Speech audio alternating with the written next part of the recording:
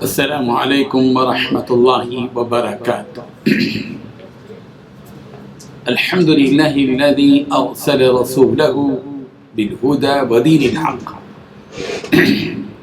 والصلاة والسلام علی سیدنا محمد وآلہ وصحبہ اجمعین، اما بعد۔ حاضرین و ناظرین، یہ درس نمبر 567 ہے۔ سورہ انعام کی آیت نمبر 111 کی تشریح کی جائے گی۔ سب سے پہلے ہم تلاوت کرتے ہیں لفظ ترجمہ، اور ترجمے کے بعد اس کی تشریح کرتے ہیں۔ اعوذ باللہ من الشیطان الرجیم،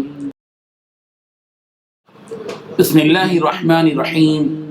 ولو اننا نزلنا الیہم الملائکہ وکلمہم الموتى وحشرنا علیہم کل شیء قبلا ما كانوا ليؤمنوا الا ان يشاء اللہ ولیکن اکثرہم یجہلون۔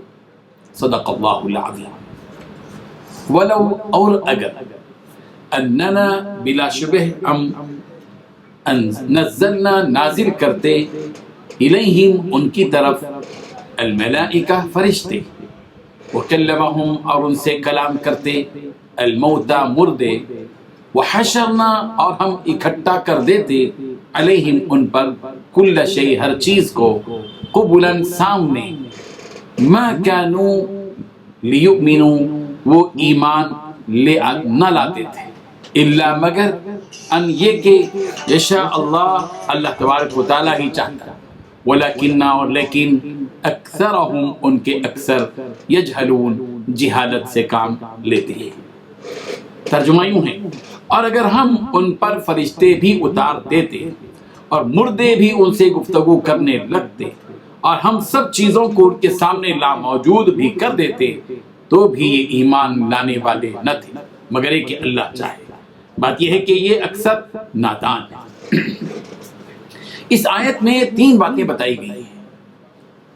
پہلی بات، اور اگر بالفرض ہم ان کے پاس فرشتے بھیج دیتے اور مردے ان سے باتیں کرنے لگتے اور ہر چیز ہم کھلی آنکھوں ان کے سامنے لا کر رکھ دیتے، تب بھی یہ ایمان لانے والے نہ تھے۔ دوسری بات یہ، اللہ یہ کہ اللہ چاہتا کہ انہیں زبردستی ایمان پر مجبور کر دے، تو بات دوسری تھی، مگر ایسا ایمان نہ مطلوب ہے اور نہ ہی معتبر۔ تیسری بات یہ کہ لیکن ان میں سے اکثر لوگ جہالت کی باتیں کرتے ہیں۔ بزرگان محترم، پچھلی آیات میں بھی اس کا ذکر ہوا کہ مشرکین نے نبی کریم حضرت محمد رسول اللہ صلی اللہ علیہ وسلم سے معجزات کا مطالبہ کیا کہ فلاں نبی کو عصا دیا گیا تھا تو آپ بھی اس قسم کا معجزہ لے کے آئے، فلاں کو یہ معجزہ دیا گیا کہ وہ مردے کو زندہ کر دیتے تھے، آپ بھی ایسا کوئی معجزہ دیجیے۔ فلاں کو اونٹنی دی گئی تھی نبی کو معجزے کے طور پر، آپ بھی ایسا کوئی معجزہ دی۔ مطلوب، طلب، مطالبہ کیا ہوا معجزہ مشرکین طلب کرتے تھے۔ تو اللہ تبارک و تعالیٰ نے نبی کریم حضرت محمد رسول اللہ صلی اللہ علیہ وسلم کو یہ بات بتلا دی کہ یہ فرمائشی معجزے طلب کرنا حق قبول کرنے کے لیے ظاہر بات ہے کہ مفید نہیں ہے۔ مطالبہ کرنا کسی معجزے کا، کہ اگر قوم کوئی مطالبہ کرتی کسی معجزے کا، یہ جو مطالبہ کرنے والے لوگ ہوتے ہیں یہ حق کو قبول کرنے کے لیے نہیں ہے، صرف باتیں بنانے کے لیے اور بہانے تلاش کرنے کے لیے اس قسم کی باتیں کرتے ہیں۔ حقیقت یہ ہے کہ اگر ان لوگوں کے اوپر ہم جو ہے فرشتے بھی آسمان سے اتار دیں اور وہ فرشتے جو ہے ان کے سامنے موجود کھڑے ہوں اور پھر مردوں کو زندہ کر کے ان کے سامنے لا کھڑا کر کے وہ مردہ بھی ان سے اگر بات کریں اور ان کے سامنے ہر وہ چیز لے کر آئے ان کے سامنے، اس کے باوجود بھی یہ ایمان لانے والے نہیں ہیں۔ یہ اور بات ہے کہ اللہ تعالیٰ ہی خود چاہے زبردستی ان کو مومن بنانا چاہے، اللہ تبارک و تعالیٰ بنانا چاہے جائیں، لیکن یہ از خود ایمان لانے والے نہیں ہیں، اس لیے کہ ان میں کے اکثر لوگ جاہل ہیں، نادان۔